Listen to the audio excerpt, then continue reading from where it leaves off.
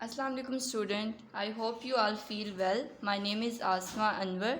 I hope the previous lecture आपको उसकी समझ आ गई होगी। नेक्स्ट जो पॉइंट है, जो लॉन्ग क्वेश्चन है इम्पोर्टेंट, वो कंपाउंड्स और मिक्सचर के डिफरेंस के हवाले से है। ये बोर्ड पॉइंट ऑफ व्यू के हिसाब से बहुत ज़्यादा इम्पोर्टेंट है। आपको इसके मैंने नोट्स भी बना दिए हैं, आप इसको एज इट इज़ स्क्रीनशॉट लेकर आप इसको याद भी कर सकते हैं। स्टार्ट करते हैं अपने लेक्चर को। कंपाउंड्स और मिक्सचर, इन सिंपल वर्ड हम ये बता सकते हैं आपको कि कंपाउंड जो होता है वो 2 या 3 एलिमेंट्स को मिलाएंगे तो वो एक कंपाउंड बनेगा, जबकि जो मिक्सचर होता है वो बहुत सारी चीज़ों का एक मिक्सचर होता है। जैसे कि हम अपनी डेली रूटीन में एक एग्जांपल लेते हैं मिल्क शेक की, उसमें हम अगर मैंगो डालें, मिल्क डालें और शुगर, वो एक मिक्सचर बन जाता है।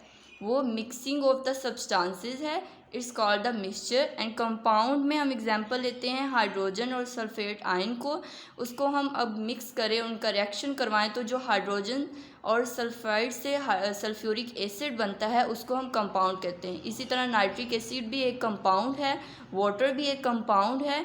इसकी हम डेफिनेशन को एज इट इज़ डिस्कस करते हैं कि it is form by the chemical combination of atoms of element, जबकि जो मिक्सचर है it is form by mixing up of substances. ये सब्सटेंस को मिक्स करने के बाद जो मिक्सचर बनता है उसको मिक्सचर कहते हैं। एज इट इज़ जैसे मिल्क शेक की मैंने आपको पहले भी एग्जांपल दी है, और कंपाउंड को भी इसी तरह कि कंपाउंड की केमिकल कॉम्पोजिशन ऑफ एटम को, जो एटम्स और एलिमेंट वो कंबाइन होते हैं और उसके बाद जो एक नया कंपाउंड बनता है, जैसे कि सल्फ्यूरिक एसिड है, नाइट्रिक एसिड है, वाटर है, और भी बहुत सारे कंपाउंड है। उनकी एग्जाम्पल जो है हम इधर लिख सकते हैं और इसको डिस्कस कर सकते हैं। नेक्स्ट इसकी प्रॉपर्टी में आ जाता है कि जो कंपाउंड है वो अपनी प्रॉपर्टीज़ को लूज़ कर देता है, जो उसके कॉन्स्टिट्यूएंट होते हैं वो उसकी प्रॉपर्टीज़ को लूज़ कर देता है। जैसे हाइड्रोजन और सल्फेट आयन है, वो जो कंबाइन होते हैं तो एक नया कंपाउंड बनता है जिसको हम सल्फ्यूरिक एसिड कहते हैं, और उसकी वो अपनी अलग प्रॉपर्टीज़ होती हैं। हाइड्रोजन और सल्फेट आयन के साथ उसका कोई कंसर्न नहीं होता, वो एक नया कंपाउंड होता है जो अपनी कैरेक्टरिस्टिक रखता है, अपनी प्रॉपर्टीज़ रखता है और अपने ही साइड इफ़ेक्ट, बेनिफिट सब कुछ रखता है। जबकि जो मिक्सचर होता है वो अपने प्रॉपर्टीज़ कॉन्स्टिट्यूएंट की शो करता है। जैसे मिल्क शेक में वाटर और मिल्क और जो शुगर है, शुगर अपनी प्रॉपर्टी को शो करता है, मिल्क अपनी प्रॉपर्टी को शो करता है, और जो मैंगो होता है वो अपनी प्रॉपर्टी को शो करता है। वो एक एक जो सब्सटेंस है वो अपनी प्रॉपर्टी को शो कर रहा होता है और वो प्रॉपर एक किस्म का मिक्सचर बन रहा होता है। लेकिन जो कंपाउंड है उसमें वो प्रॉपर्टी कॉन्स्टिट्यूएंट की नहीं जाहिर हो रही होती, वो एक नया सब्सटेंस बनता है जो अपने प्रॉपर्टीज़ को और अपने करेक्टरिस्टिक्स को वो एक अपनी अलग खसूसियात रखता है, अपने प्रॉपर्टीज़ को रखता है, अपने बेनिफिट्स रखता है। मिक्सचर में ये कोई भी कंसर्न नहीं है कि वो प्रॉपर्टीज़ को शो नहीं करता, वो अपनी प्रॉपर्टीज़ को प्रॉपर तरीके से शो करता है। नेक्स्ट पॉइंट डिस्कस करने से पहले मेरी आपसे रिक्वेस्ट है कि मेरे चैनल को सब्सक्राइब करें, बेल आइकन को प्रेस करें और लाइक और कमेंट लाजमी तौर पर कीजिएगा, और अपने फ्रेंड के साथ इसको शेयर करें ताकि वो भी इस इंफॉर्मेशन के बारे में जान सकें और अपने नेक्स्ट फ्रेंड को भी इसके बारे में बेनिफिट्स दे सकें। नेक्स्ट हम स्टार्ट करते हैं अपने पॉइंट्स को कि compounds always have the fixed composition by mass. इनका जो कॉम्पोजिशन होता है, इनका मास होता है, वो रिएक्शन के बाद सेम रहता है। जैसे हाइड्रोजन और सल्फेट आयन है, हाइड्रोजन का जो एटॉमिक मास है वो 2 है और सल्फेट आयन का 96 है। जब ये कंबाइन होते हैं तो 98 AMU मतलब एटॉमिक मास यूनिट इनका जो सेम रहेगा, मतलब इनको कंबाइन करेंगे तो वही 98 इसका मास रहेगा। लेकिन जब इसको दोबारा तोड़ेंगे तो 96 और 2 एटॉमिक मास यूनिट इनका सेम रहेगा। इनके कंपोजिशन बाय मास में कोई भी फ़र्क नहीं पड़ता। लेकिन जो मिक्सचर होता है उसमें फ़िक्स कंपोजिशन नहीं होती, उनका मास चेंज हो जाता है। जिस तरह मिल्क शेक में वाटर, शुगर और जो मैंगो है उनकी कंपोजिशन के बाद उनका हमें पता नहीं चलता। जब वो एज अ मिक्सचर हमारे पास आ जाता है तो हम उसके मास को नहीं देख सकते कि इसका मास कितना था, इसका मास कितना था। They do not have a fix composition. Sorry, मैंने पहले वाटर बोल दिया था, लेकिन हम मिल्क शेक में आज जिस तरह का दौर जा रहा है हम वाटर भी यूज़ कर लेते हैं मिल्क में, तो ये इतनी कोई बात नहीं है। मिल्क और वाटर हम मिलाकर मिल्क शेक बना लेते हैं। नेक्स्ट हम अपना पॉइंट को डिस्कस करते हैं कि they do not have the fix composition. इनकी कॉम्पोजिशन फिक्स नहीं होती।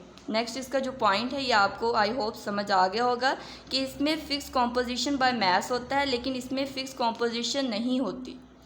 नेक्स्ट जो है compounds can not be separated by physical mean. Physical mean के ज़रिए इसको सेपरेट नहीं कर सकते, लेकिन इसको फिजिकल मीन के ज़रिए सेपरेट कर सकते हैं। ये इसका पॉइंट जो है एज इट इज़, इसको ये जो है पॉइंट नेक्स्ट पॉइंट के साथ कंसर्न कर रहा है। Every compound is represented by chemical formula and formula unit. ये जो कंपाउंड है ये फार्मूला यूनिट, इसको रिप्रेजेंट करने के लिए फार्मूला यूनिट होता है। जैसे किसी भी कंपाउंड को यूनिट करने के लिए एक फार्मूला स्पेसिफिक होता है, जैसे कि हाइड्रोजन सल्फेट आयन, ये इसका एक फार्मूला है जो इसको रिप्रेजेंट कर रहा है। लेकिन इसमें जो होता है इट कंसिस्ट ऑफ 2 और more components and does not have a chemical formula. इसमें केमिकल फार्मूला होता ही नहीं है। जैसे कि एक वाटर की एग्जांपल, जैसे हम मिल्क शेक की एग्जांपल ली थी, आगे उसमें हम कोई भी फार्मूला तो हम यूज़ करते नहीं है, तो सिंपल वर्ड में इसका कोई भी फार्मूला नहीं होता, लेकिन ये केमिकल फार्मूले के ज़रिए रिप्रेजेंट होता है। जैसे नाइट्रिक एसिड का मैंने आगे डिस्कस किया, वाटर का डिस्कस किया, और भी बहुत सारे फार्मूले हैं जिनको हम डिस्कस करते हैं। सल्फेट आयन हो गया, हाइड्रोजन क्लोराइड हो गया, और H2SO4 हो गया, और नाइट्रिक एसिड हो गया।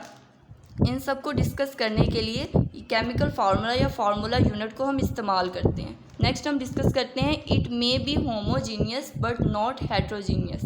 ये हेट्रोजीनियस नहीं होता, होमोजीनियस होता है, लेकिन ये होमोजीनियस और हेट्रोजीनियस दोनों होता है। नेक्स्ट होमोजीनियस और हेट्रोजीनियस को डिस्कस करने के लिए नेक्स्ट पेज पर हम जाते हैं। नेक्स्ट होमोजीनियस और हेट्रोजीनियस। होमो मीन सेम होता है और हेट्रो मीन डिफरेंट होता है। होमोजीनियस और हेट्रोजीनियस मिक्सचर, प्रीवियस लेक्चर में मैंने आपको होमो और हेट्रो के बारे में डिस्कस किया था। मज़ीद इसकी इन्फॉर्मेशन के बारे में मैंने उसके पॉइंट्स भी लिख लिए हैं और एज अ शॉर्ट इसको डिस्कस कर लिया है, ताकि आपके पास अगर बोर्ड में इसका शॉर्ट आ जाए तो आपके पास ये नोट्स हों।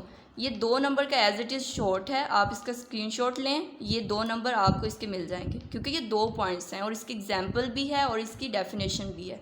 होमोजीनियस में ये होता है कि have a uniform composition through out, इसकी कॉम्पोजिशन यूनिफॉर्म होती है। लेकिन हेट्रोजीनियस में कॉम्पोजिशन यूनिफॉर्म नहीं होती, वो सेम नहीं रहता, वो चेंज होता रहता है।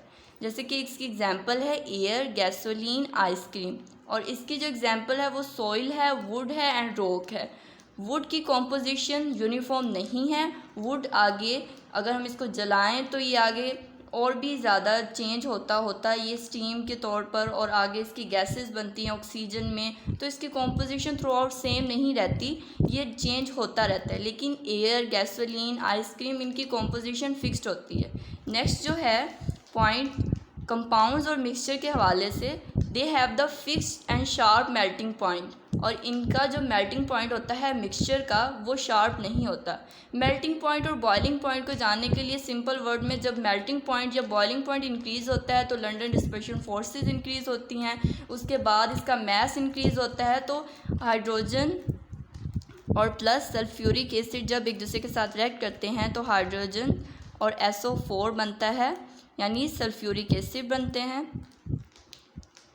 तो इसका फिक्स शार्प मेल्टिंग पॉइंट होता है, क्योंकि ये downward the group sulphate ion hydrogen, जब हम पीरियोडिक टेबल में डाउनवर्ड द ग्रुप जाते हैं तो मेल्टिंग पॉइंट, बॉइलिंग पॉइंट इसी तरह इंक्रीज़ होता है, ग्रुप्स में वो इंक्रीज़ होता है। लेकिन जो पीरियड्स और ग्रुप्स में, ये सारा डिस्कस करना ये आगे मतलब 11th स्टैंडर्ड का है, लेकिन मैं आपको डिस्कस कर रही हूँ ताकि आपके नॉलेज में इजाफा हो जाए। इसका मैं दोबारा डिस्कस कर रही हूँ कि they have the fixed and sharp melting point but they do not have the sharp melting point. इसकी एग्जांपल को हम आगे डिस्कस करते हैं। एग्जांपल मैंने साथ साथ आपको बताई थी, वाटर है, और साथ हम सल्फ्यूरिक एसिड को भी डिस्कस कर सकते हैं। और इसकी एग्जांपल जो मिक्सचर की है सॉइल है, जो कि मिक्सचर होता है सैंड का, क्ले का, मिनरल एसिड का, इन सब का मिक्सचर होता है। नेक्स्ट जो एग्जांपल है वो शुगर की है, अमोनिया की है, कैल्शियम ऑक्साइड की है, सिलिकॉन डाइऑक्साइड की है। ये जो एग्जांपल हैं ये कंपाउंड्स की हैं। शुगर जिसको हम स्टार्च कहते हैं, ये स्टार्च का फार्मूला है C12H22O11। ये अमोनिया का फार्मूला है NH3। ये कैल्शियम ऑक्साइड का फार्मूला है Ca, कैल्शियम को Ca के साथ रिप्रेजेंट करते हैं, और जो ऑक्साइड है वो 7 O के तौर पर रिप्रेजेंट हो रहा है। और सिलिकॉन डाइऑक्साइड, सिलिकॉन इसमें Si के साथ रिप्रेजेंट हो रहा है, और डाइऑक्साइड को ये रिएक्शन है एज इट इज़, इसको रिएक्शन जो होता है वो सिलिकॉन और डाइऑक्साइड, कार्बन डाइऑक्साइड रिएक्ट करते हैं तो सिलिकॉन डाइऑक्साइड बनता है। ये इसका प्रोडक्ट लिखा हुआ है जो एज इट इज़ आपने याद करना है। जबकि जो मिक्सचर है उसमें पहले भी मैंने बताया कि आपको वो सैंड की मिक्सचर दिया हुआ था कि साल्ट, एयर, वाटर, वो सब मतलब उनका मिक्सचर है। नेक्स्ट जो एग्जांपल इसकी ब्रेस है, मतलब कॉपर और जिंक मेटल का ये मिक्सचर है, उससे ये बनता है। नेक्स्ट मिल्क की एग्जांपल है, मिल्क जो है वो वाटर से, शुगर से, फैट से, विटामिन से, इन सब से मतलब मिलकर इसका मिक्सचर बनता है। ओके स्टूडेंट्स, मुझे उम्मीद है कि आपको एक एक पॉइंट की समझ आ गई होगी। अगर आपको कोई पॉइंट मुश्किल लग रहा हो या कोई समझ ना आए तो आप कमेंट सेक्शन में दोबारा बता सकते हैं, मैं उसको दोबारा रिपीट कर दूंगी। नेक्स्ट जो टॉपिक है उसको हम नेक्स्ट लेक्चर में डिस्कस करेंगे। तब तक के लिए अल्लाह हाफिज़, और मेरे चैनल को सब्सक्राइब करें, बेल आइकन को प्रेस करें और लाइक और कमेंट प्लीज़ लाजमी तौर पर करें। अल्लाह हाफिज़।